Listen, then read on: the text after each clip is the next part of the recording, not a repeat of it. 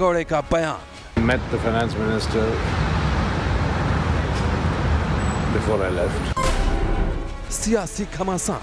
Settlement का प्रस्तावना की, ये बिल्कुल असत्य है। मैंने कभी अपने ऑफिस में, अपने घर पे कभी उनको कभी टाइम नहीं दिया। आरोपों के तीर। इसमें कोई ना कोई डील हुई है और फाइनेंस मिनिस्टर को सीधा बता देना चाहिए क्या हुआ है, उनको रेजिग्नेशन दे देना चाहिए। तीखा पलटवार। काले धन का इस्तेमाल राहुल गांधी जी ने व्यक्तिगत रूप से किया है, उस पर हम राहुल जी से जवाब चाहते हैं। 2019 का मुद्दा। सारा चिट्ठा निकलनी चाहिए, जो उनकी बेनिफिशियरी है, चोर मचाए शोर। वो सीसीटीवी फुटेज देख लें 1 मार्च के, तो उनसे पता लग जाएगा, या तो वो राजनीति छोड़ दे या मैं राजनीति छोड़ दूंगा। माल्या पर महाभारत।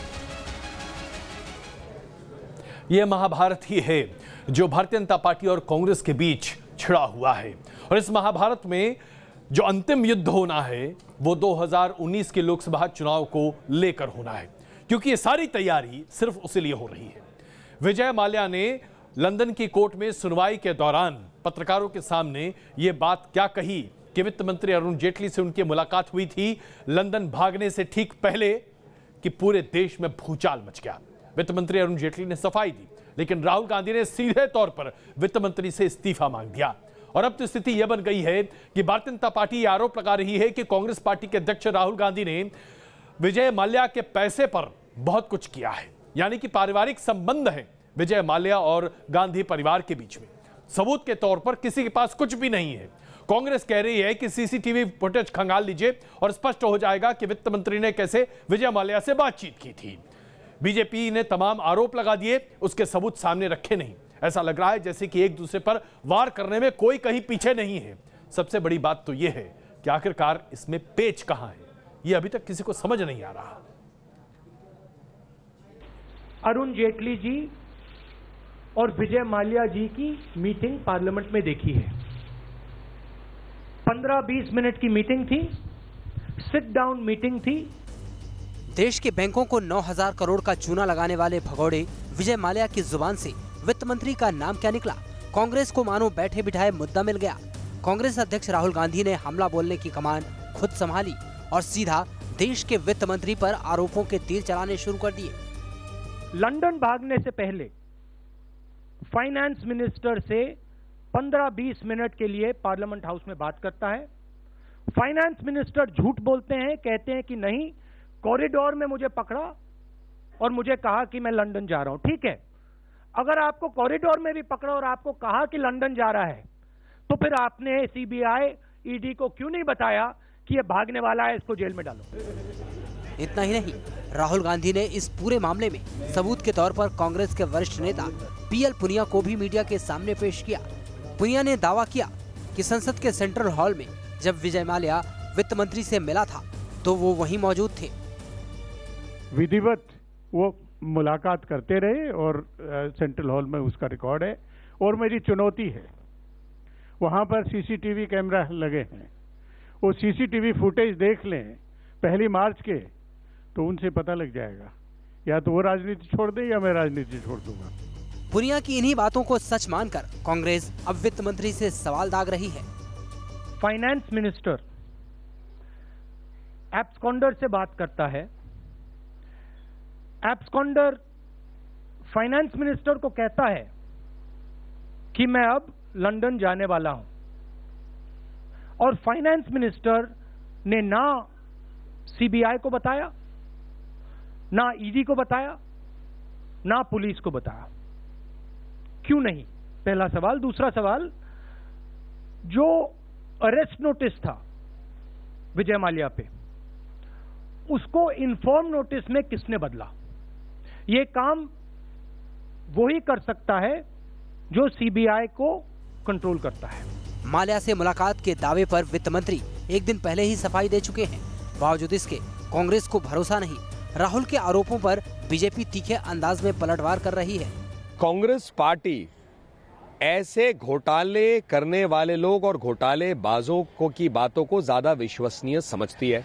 शायद इसलिए क्योंकि कांग्रेस के इतिहास में और कांग्रेस ने इतने घोटाले किए कि उनका नाम एक पर्यायवाची शब्द हो गया है। कांग्रेस या घोटाला साथ ही चलते हैं, इसीलिए उनको विजय माल्या के शब्दों में ज्यादा गंभीरता लगते हैं। कुल मिलाकर एक बात साफ है कि चुनावी माहौल में कांग्रेस सरकार को घेरने के लिए मुद्दों की तलाश कर रही है और माल्या के बयान ने कांग्रेस को वो मौका भी थमा दिया है।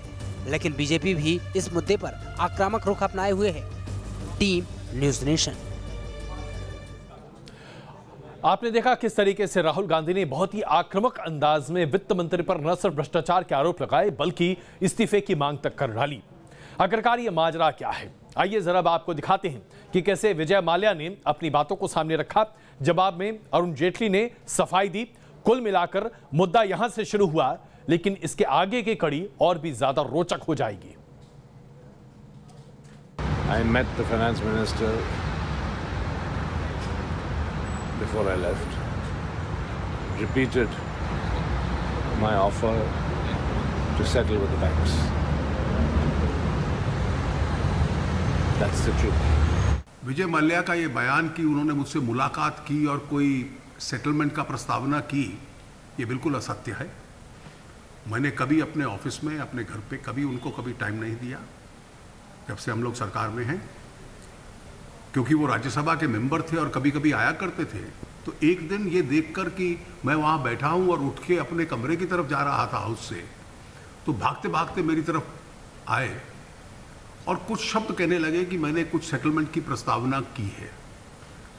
तो मैंने उनको कॉन्वर्सेशन एंटरटेन करने का अवसर भी नहीं दिया और केवल ये कहा कि आप जो कहना है बैंकर्स को कहिए, क्योंकि मुझे इस बात की जानकारी थी कि वो इस तरह के ब्लफ पहले भी करते रहे हैं और वापस पैसा करना ये उनकी कभी भी नीयत नहीं थी।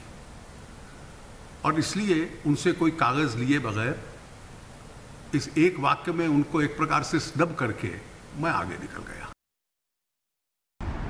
I happened to meet Mr. Jetley in Parliament and I told him that I was leaving for London and that I want to settle with the banks and would he please facilitate discussions. I did not have any formal meeting scheduled with him. I met him often enough in Parliament, in the House and in Central Hall, and I have expressed to him my willingness to settle on many an occasion.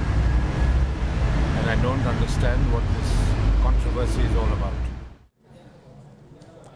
Vijay Mallya को इस बात का जरा भी गुमान नहीं है कि उन्होंने पूरे देश में कितना बड़ा भूचाल ला दिया। जाहिर सी बात है विजय माल्या एक मजे हुए व्यवसायी हैं।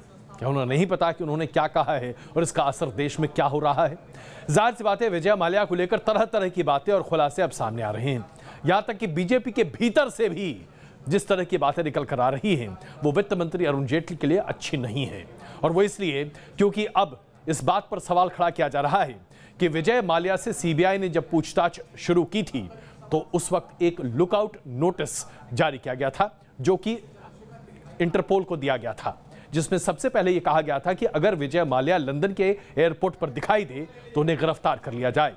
लेकिन इससे पहले कि लंदन में एयरपोर्ट पर उतर पाते विजय माल्या, उस नोटिस में बदलाव किया गया और गिरफ्तार शब्द को हटाकर यह कहा गया कि अगर विजय माल्या दिखाई दें तो उसकी जानकारी मात्र भारत सरकार को दी जाए। सुब्रमण्यम स्वामी ने, जो कि बीजेपी के नेता हैं, उन्होंने ये बात उठाई है कि आखिरकार ये बदलाव किसने कराया। जाहिर सी बात है चूंकि ये आर्थिक मामलों की जांच है इसलिए इसमें वित्त मंत्रालय के अलावा किसी और की भूमिका बनती नहीं है। यानी कि सुब्रमण्यम स्वामी अब सीधे तौर पर अरुण जेटली और उनके मंत्रालय पर सवाल खड़े कर रहे हैं।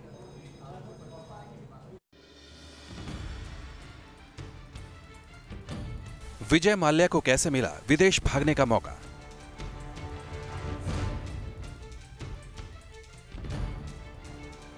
किसके कहने पर सीबीआई ने बदला लुकआउट सर्कुलर?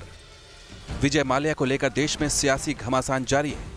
कांग्रेस सरकार पर आरोप लगा रही है कि माल्या के खिलाफ लुकआउट नोटिस को हल्का किया गया, जिसकी वजह से उसे विदेश भागने में आसानी हुई। दावे के मुताबिक सीबीआई ने 29 जुलाई 2015 को विजय माल्या के खिलाफ धोखाधड़ी के आरोप में केस दर्ज किया था।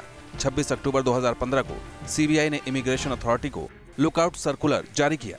सर्कुलर में माल्या के लंदन से लौटने पर उसे हिरासत में लेने के लिए कहा गया। 23 नवंबर 2015 को सीबीआई को खबर दी गई कि माल्या लंदन से कल वापस आएगा। तब सीबीआई ने माल्या को हिरासत में लेने के बदले सिर्फ सूचना देने के लिए कहा। इसके बाद माल्या नवंबर और दिसंबर में 2 बार विदेश गया और वापस भी लौटा, लेकिन मार्च में विजय माल्या जब विदेश गया तो वापस नहीं आया। सरकार पर यह आरोप सिर्फ विपक्ष का नहीं है। बीजेपी नेता सुब्रमण्यम स्वामी ने भी ट्वीट और बयान के जरिए सवाल खड़े किए हैं। पहले एक ऑर्डर थी कि इसको बाहर नहीं जाने देना है, लेकिन उस ऑर्डर को फीका किया गया और कहा गया कि इस व्यक्ति बाहर जाएगा तो उसको रिपोर्ट करना है कि वो बाहर चले गया है। तो ये जो डाइल्यूशन हुई है, जो फीका हुआ है, ये किसके आदेश पर हुआ, ये हम लोग सबको जानना चाहिए। जाहिर है सवाल कई हैं, लेकिन पुख्ता जवाब किसी के पास नहीं है। इस बीच सरकार के सामने सबसे बड़ी चुनौती माल्या को देश में वापस लाने की है। Team news nation. इसमें कोई शक नहीं है कि मोदी सरकार ने दृढ़ निश्चय किया है कि हर भगौड़े को वो हिंदुस्तान वापस लेकर आएंगे। लेकिन विजय माल्या के मामले में वित्त मंत्री अरुण जेटली जिस तरीके से फंस गए हैं, इसे लेकर राजनीति चरम पर है। और ऐसे में भारतीय जनता पार्टी ने बचाव तो किया है अपने वित्त मंत्री का, इसके साथ साथ राहुल गांधी और गांधी परिवार पर कई आरोप भी मढ़ दिए हैं। सत्यापित करने के लिए भारतीय जनता पार्टी कुछ एक दस्तावेज सामने रख रही है, लेकिन ये आरोप क्या वाकई में टिक पाएंगे? और 4 साल से भी ज्यादा सत्ता में रहने के बाद हवाला और भ्रष्टाचार का आरोप राहुल गांधी और गांधी परिवार पर लगा पाना और उसे सत्यापित कर पाना, यह अपने आप में सरकार के लिए बहुत टेढ़ी खीर होगा, क्योंकि लोग शायद इस पर यकीन नहीं कर पाएंगे। ये डोटेक्स कंपनी जिससे कि 1 करोड़ रुपए राहुल गांधी जी ने बतौर लोन का लिया था, उसके प्रमोटर उदय शंकर महावर जी का कन्फेशन स्टेटमेंट है। आरोप उधर भी है, आरोप इधर भी है। हिंदुस्तान की सियासत का इन दिनों रंग यही है। राहुल गांधी सरकार पर जहां आरोपों की बौछार कर रहे हैं, तो दूसरी तरफ बीजेपी भी राहुल गांधी पर अब सीधे भ्रष्टाचार का आरोप मढ़ रही है। बीजेपी ने कई दस्तावेजों के आधार पर आरोप लगाया कि राहुल और सोनिया गांधी के मालिकाना हक वाली कंपनी यंग इंडिया ने नेशनल हेराल्ड को 50 लाख रुपए का कर्ज दिया था, तो उनको कर्ज देने के लिए यंग इंडिया कंपनी ने डोटैक्स कंपनी से 1 करोड़ रुपए का लोन लिया था। लेकिन जब जांच एजेंसी ने डोटैक्स कंपनी से यंग इंडिया कंपनी के लोन की पड़ताल की, तो वो एक शेल कंपनी निकली। इस मामले में आरोपी ने कबूला है कि उनके पास 200 कंपनियां हैं। राहुल गांधी ने कोलकाता की इसी डोटैक्स कंपनी से 1 करोड़ रुपए का लोन लिया था। 200 कंपनियों में से 194 में आती है डोटेक्स मर्केंडाइज प्राइवेट लिमिटेड, जिससे राहुल गांधी जी ने लोन लिया था 1 करोड़ का, और इस 1 करोड़ में से 50 लाख रुपए खर्च करके 5000 करोड़ रुपए गबन किए थे AJL एसोसिएटेड जर्नल लिमिटेड के। तो ये डोटेक्स है। इतना ही नहीं, बीजेपी ने कांग्रेस पर दूसरा गंभीर आरोप भी मढ़ा। बीजेपी का आरोप है कि यूपीए के जमाने में किंगफिशर एयरलाइंस को फायदा पहुंचाने के लिए नियमों को ताक पर भी रखा गया। मनमोहन सिंह जी 14 नवंबर 2011 को कहते हैं, we have to find ways to get Kingfisher out of trouble. चाहे कितना भी वो डिफॉल्टर हो गया हो, चाहे किंगफिशर डूब रही हो, क्योंकि जो मीडिया पर्सन्स ने क्वेश्चंस पूछा था, वो सवाल यह थे कि किंगफिशर तो डूब रही है मनमोहन जी, हमें क्या करना होगा, देश क्या करेगी, आप क्या करेंगे? तो वो बोल रहे हैं कुछ भी हो रहा हो, वो डूब रहा हो, वो डिफॉल्ट कर रहा हो, but we have to find ways to get Kingfisher out of trouble. कैसे भी करके हमें उसे बचाना होगा। क्यों? बीजेपी ने सीधा हमला राहुल गांधी और सोनिया गांधी पर बोला है, तो कांग्रेस भी पलटवार के साथ मैदान में उतर आई। और जवाब बड़ा सीधा है, भगोड़ों का साथ, लुटेरों का विकास। यही नारा है अब भारतीय जनता पार्टी की मोदी सरकार का। जाहिर है 2019 के चुनाव को देखते हुए बीजेपी और कांग्रेस दोनों फुल फॉर्म में। दोनों दलों के पास आरोपों की कमी नहीं है और आने वाले दिनों में इस तरह का सियासी संग्राम और भी देखने को मिलेगा। Team news nation.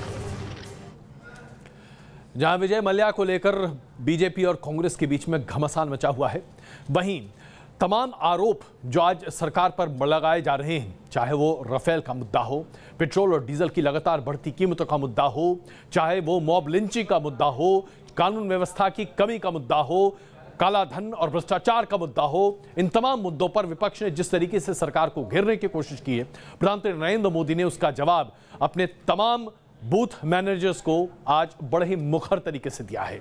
आइए अब आपको दिखाते हैं प्रधानमंत्री नरेंद्र मोदी किस तरीके से अपने बीजेपी के सभी बूथ मैनेजर को यह बता रहे हैं कि ये तमाम मुद्दे बिल्कुल बेमायने हैं।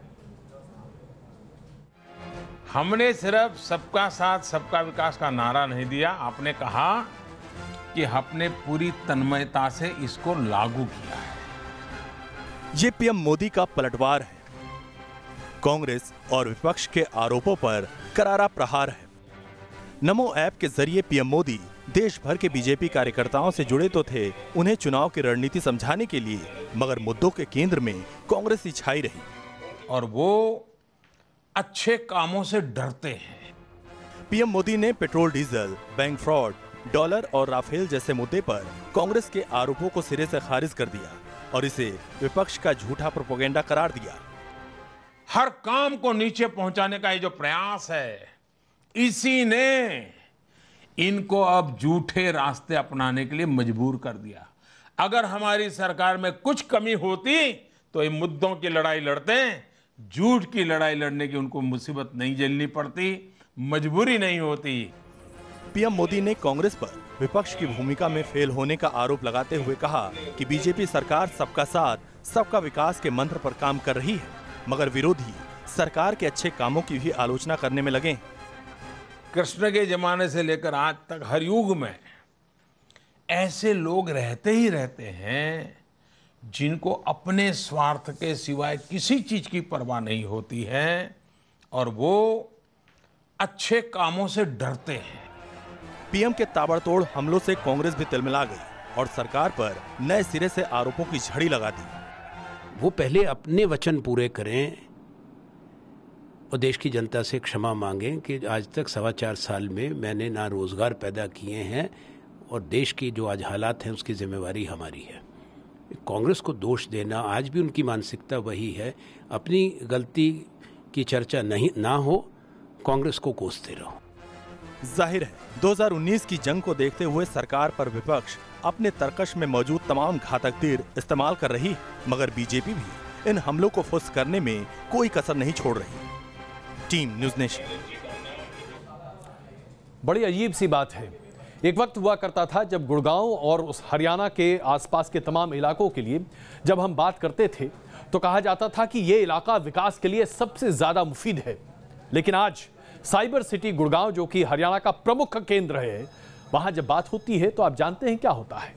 बात होती है गौवध की, बात होती है गौरक्षकों की, बात होती है मस्जिद में कितने बड़े पैमाने पर लाउडस्पीकर का इस्तेमाल किया जा रहा है, बात होती है कि लोग कैसे सड़कों पर नमाज अता करते दिखाई देते हैं। अब सबसे ताज़ा मिसाल देख लीजिए, मस्जिद में लाउडस्पीकर के इस्तेमाल से तंग आकर नगर निगम ने मस्जिद में लॉकआउट कर दिया, मस्जिद को सील कर दिया गया। अल्पसंख्यक समुदाय इसे सरकार की साजिश ही नहीं बल्कि एक तरह से उनकी आवाज को दबाने की बात कर रहा है। सरकार है बगले झांक रही है।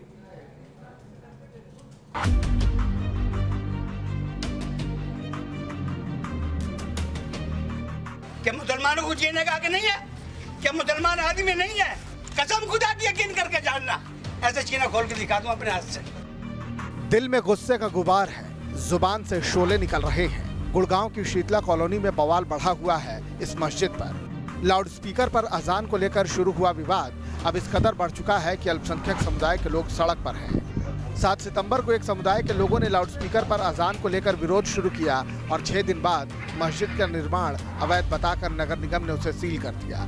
गेट पर नोटिस चस्पा हो गया, पुलिस वालों का पहरा बिठा दिया गया। आयुध डिपो के 300 मीटर दायरे में आज नगर निगम और जिला प्रशासन की टीम द्वारा 11 अवैध स्ट्रक्चरों को सील किया गया है। सबको पता है कि माननीय उच्च न्यायालय, पंजाब हरियाणा उच्च न्यायालय द्वारा आयुध डिपो के प्रतिबंधित दायरे में किसी भी प्रकार के नए निर्माण पर प्रतिबंध लगाया हुआ है।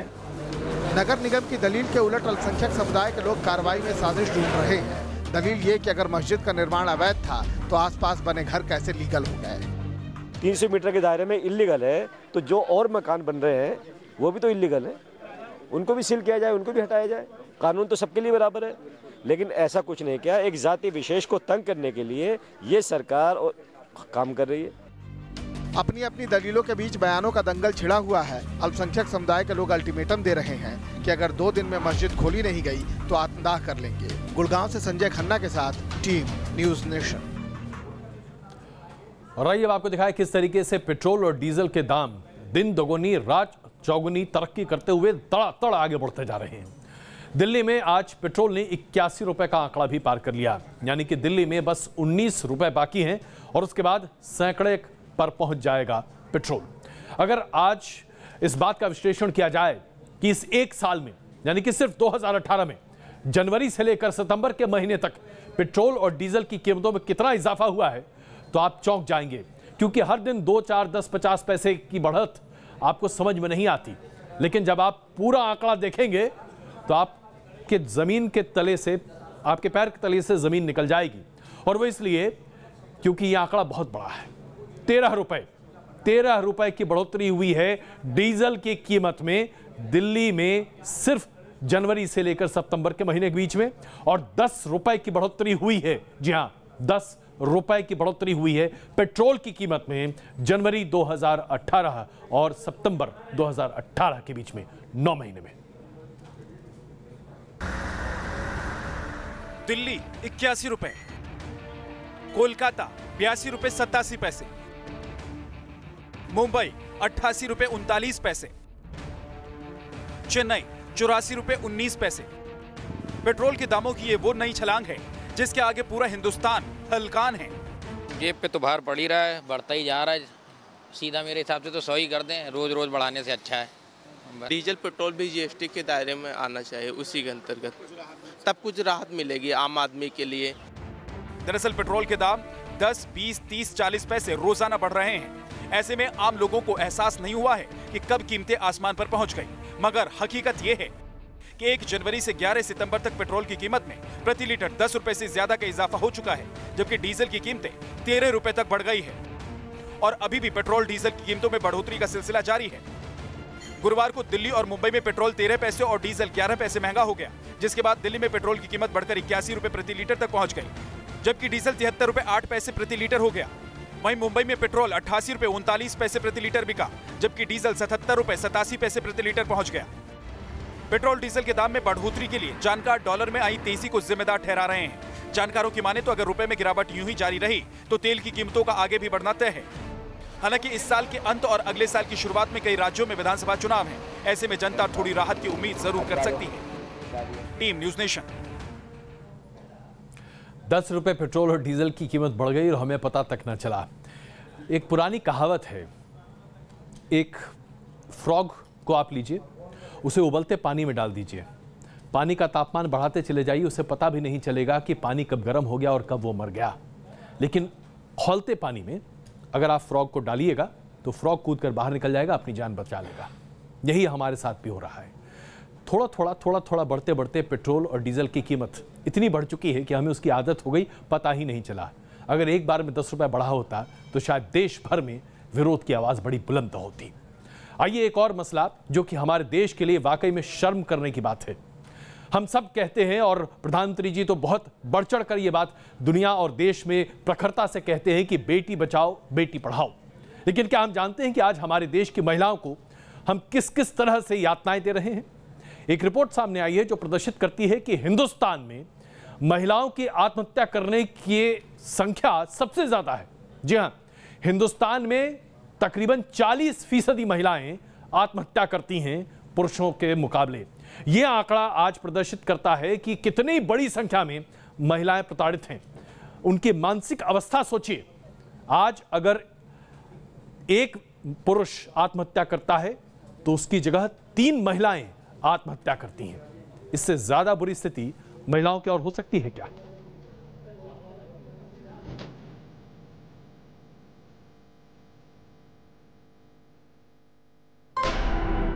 क्या हिंदुस्तानी महिलाएं सबसे ज्यादा दुखी हैं?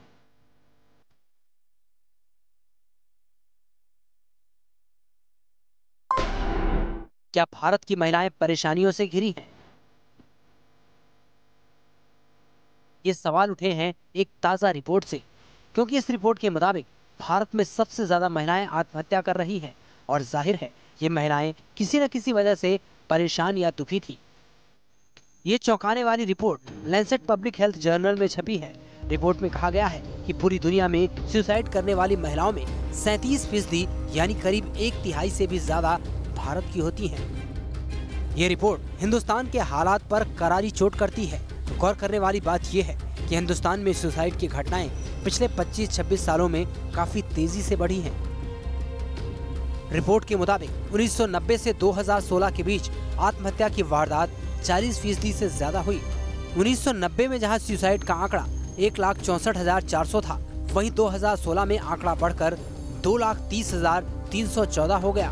इन तमाम मौतों में 63% महिलाएं हैं जिनकी उम्र 15 से 39 साल के बीच है। खास बात यह है कि इस लिस्ट में शादीशुदा महिलाओं की तादाद सबसे ज्यादा है। रिपोर्ट में उन वजहों का भी खुलासा किया गया है जिसकी वजह से ये महिलाएं सुसाइड जैसा गंभीर फैसला लेने पर मजबूर हो रही हैं। स्टडी में पता चला है कि महिलाओं द्वारा खुदकुशी करने के पीछे कम उम्र में शादी, कम उम्र में बच्चे होना, समाज में कम इज्जत, घरेलू हिंसा झेलना और आर्थिक रूप से निर्भर होना मुख्य कारण बताया गया है। हैरानी की बात यह है कि देश के दक्षिण राज्यों में इस तरह के मामले सबसे ज्यादा सामने आए हैं। इतना ही नहीं, बीते 25 साल के दौरान 70 साल से ज्यादा उम्र की बुजुर्गों में भी आत्महत्या की घटनाएं बढ़ी हैं। माना जा रहा है कि इस उम्र में डिप्रेशन और कामकाज न कर पाने की मजबूरी बुजुर्गों को आत्महत्या के दलदल में ढकेल रही है। Team news nation. और आइए अब आपको एक वीडियो दिखाते हैं। ये विमान की लैंडिंग का है। ब्रिटिश एयरवेज का एक विमान इमरजेंसी लैंड कर गया। इस विमान ने जैसे ही टेक ऑफ किया था, कॉकपिट में धुआं निकलने की शिकायत आई और उसके बाद पायलट ने बहुत ही मुश्किल से इस विमान को ज़मीन पर वापस लौटाया। 200 मुसाफिर इस विमान में सवार थे और इन सबों की जान बच गई। आग का गोला निकलता हुआ दिखाई दिया था विमान से और ये अपने आप में बहुत बड़ी बचत आप कह सकते हैं, वरना एक बहुत बड़ा हादसा हो सकता था।